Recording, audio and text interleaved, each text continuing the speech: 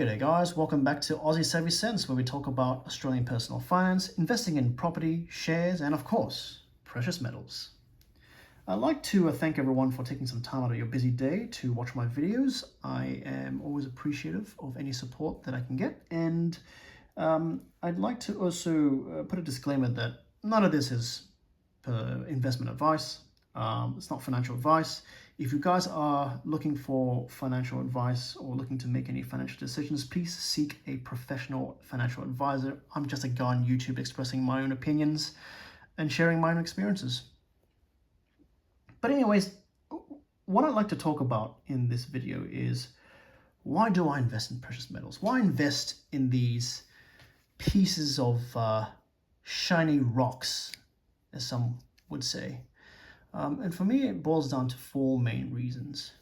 One of the reasons is got to do with diversification of my assets. So I've got quite a few asset types under my belts.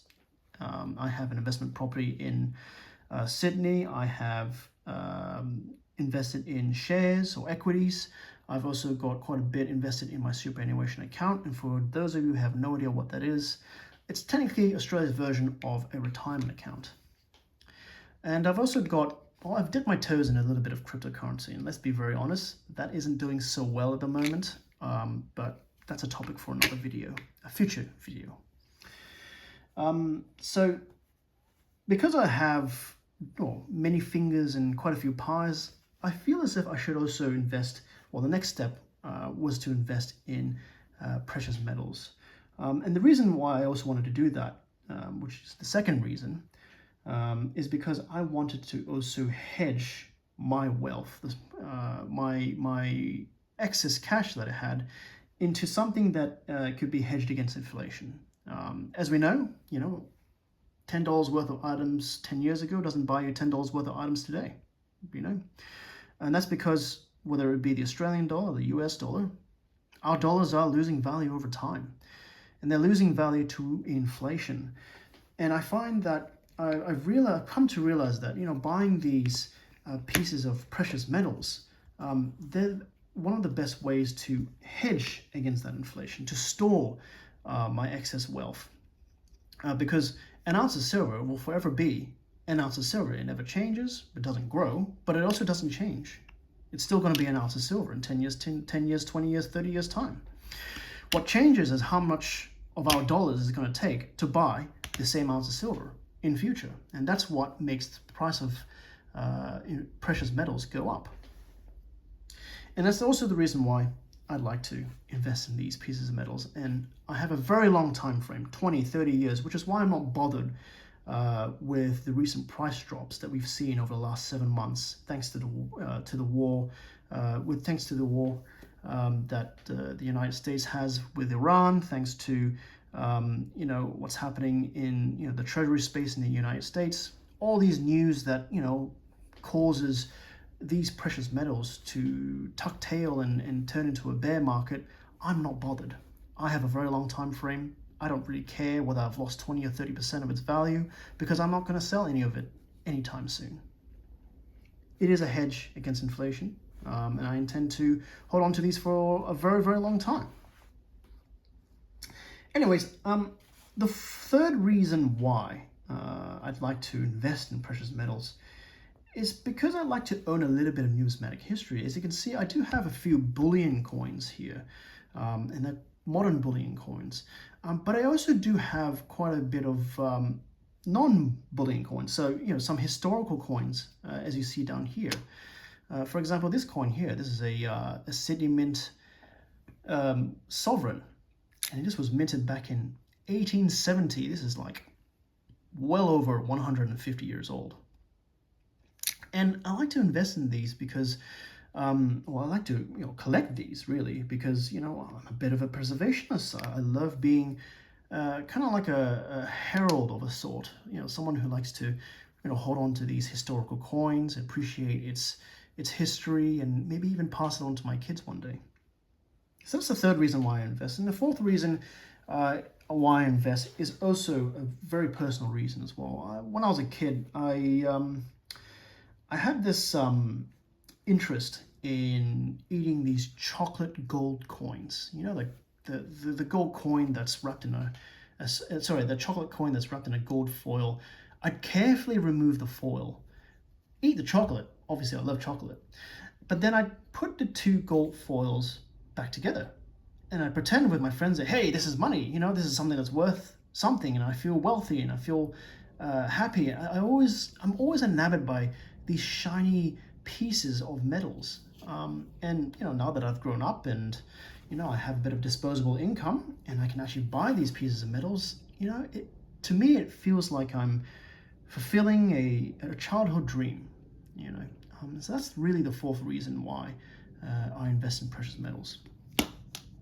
So these gold pieces here, I'll save these for a future video. What I'd like to really talk about after the reason why I invest in precious metals, another thing I'd like to talk to you guys about is about these Perth Mint series that I have here.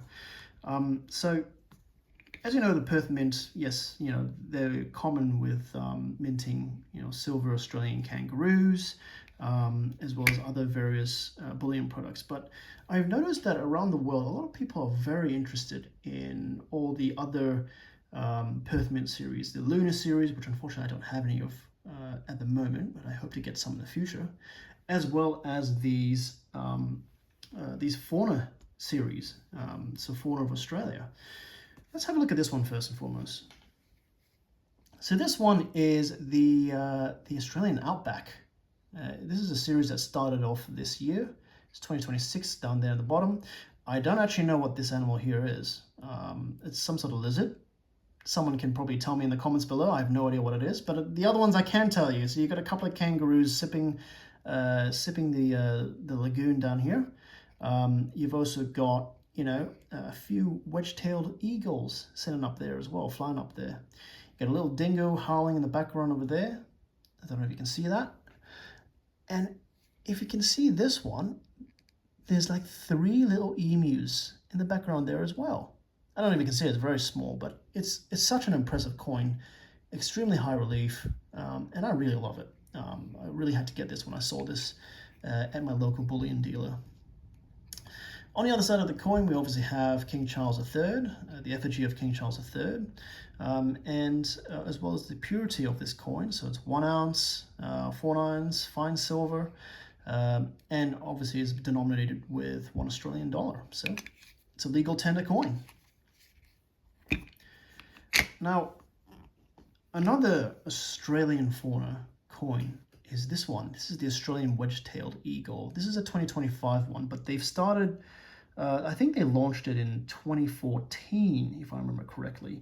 Well, I've only got the 2025 versions. I can't find quite a lot of them for a reasonable price because, as I said, some of them actually do have quite a bit of premium that's attached to them, whether it be from a bullion dealer or even a simple coin shop, a local coin shop.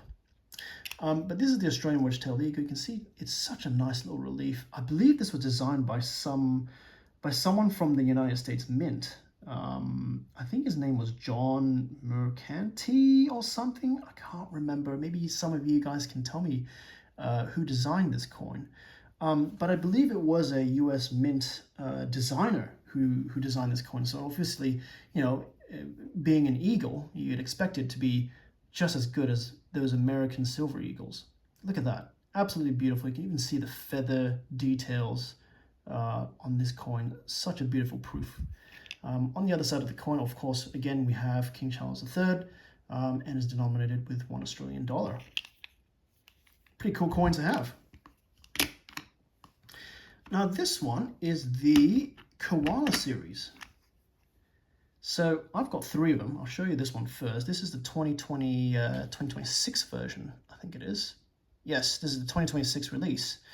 The Australian koalas, they were introduced in 2007.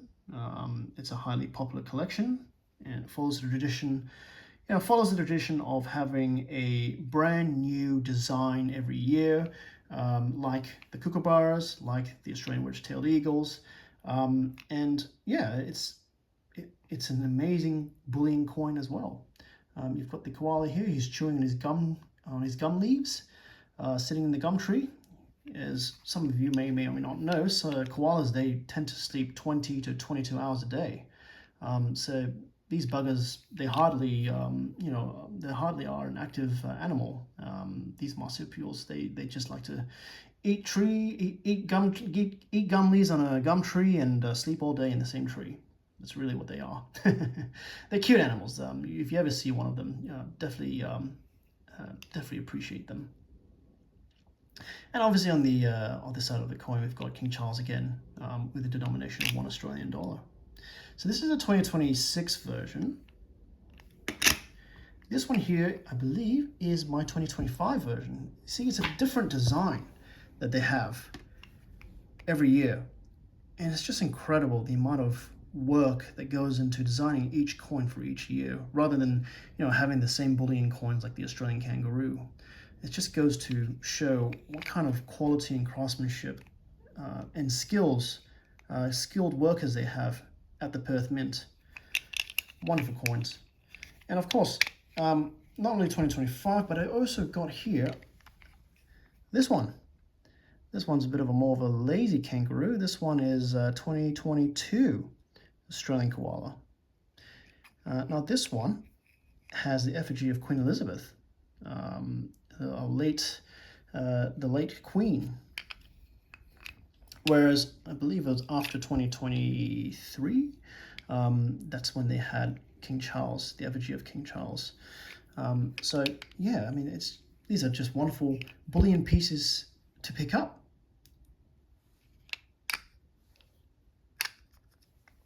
Let's pop that down there.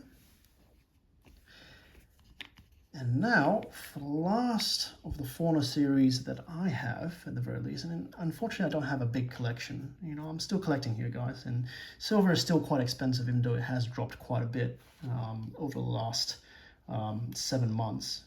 It's still sitting above $80 Australian an ounce, which is quite a lot compared to the start of last year. So yeah, these are pretty hard to find, and if you do find them, they usually have very big premiums. So you'd be very lucky to find one that's close enough to spot or doesn't have that much of a premium from its spot price. Anyways, this is the 2026 Kookaburra. This is this year's release. You can see it's a Kookaburra in flight. 4 lines fine silver. Looks like a beautiful, beautiful coin. I'm sorry if it's not focusing very well for you guys, but we're doing our best here. And of course, we still have the same design as all the other coins, with King Charles III on the other side of the coin, denominated with $1 Australian. So that's 2026. I do also have 2019. This is a coin that's from 7 years ago. Oh, dear. Rest assured, there's been no damage to the coin. Just fell on my leg. So this one here is the 2019 Australian Kookaburra. This is a Kookaburra that's just sitting on his branch, looking at the sunset or a sunrise. I can't remember which one it is. The Australian Kookaburra series, they've been going on for a long time. It's the longest running series that the Perth Mint has been doing for. And again, the design of each of these coins is just phenomenal. Every year it's a new design, and the design has always been breathtaking. So this is a 2019 coin that I have here. And of course, being from 2019, Queen Elizabeth II was still reigning at the time. And of course, we have her effigy here as well. So that's 2026, that's 2019. And I do also have this one. This, as you can see, has a very different design compared to the previous two. This is a 1991 Australian Kookaburra. Now, the whole Cook series, I believe they launched in 1990. So I don't actually have the very first Kookaburra coin that they've ever released. But I've got the second one, that's close enough. This one's a pretty interesting one because you can see there, it's got a bit of turning to it around the side of the coin. And I found this at a local coin shop. It was in a very old capsule. It was a square capsule. It's kind of like one of those presentation capsules, but that was what's holding on to this coin. And I believe it wasn't completely airtight, and so therefore, a bit of air may have gotten to the coin around the circumference of it, and that's the reason why we see this toning there. But honestly, I still bought the coin because I thought the toning looked beautiful with this coin. Look at that. Absolutely stunning. Let me move the light a bit. Let's see if that helps. Yeah, that one looks better. There you go. Look how beautiful that is.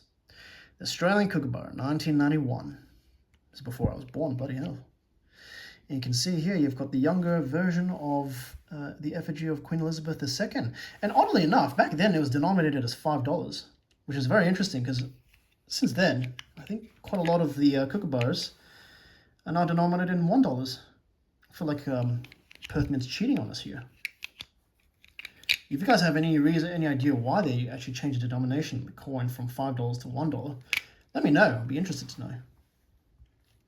Anyways, that is what I have currently for my Kookaburra series. Oh no, hang on, that's an absolute lie. That's not what I have currently. Because I have a new Kookaburra coin that I picked up today at my local bullion deal. And it's a 2017, look at that, I got a couple of Kookaburras sitting on a fence there. 2017 Australian Kookaburra. And of course it still has the effigy of Queen Elizabeth. Absolutely stunning coin. And I'm very happy to add this to my collection of Australian Perth Mint Australian Fauna series. So that's it, guys. Let me know in the comments if you have any of these Australian faunas from the Perth Mint series. Which ones do you have and what years do you have? I'd like to read about it, about your collection in the comments. Be sure to like and subscribe as I intend to release future videos at least 3 times a week, or I'm trying to endeavor to do so. Again, this is my only my second video, so thank you for putting up with me and thank you for watching. I will see you in the next one.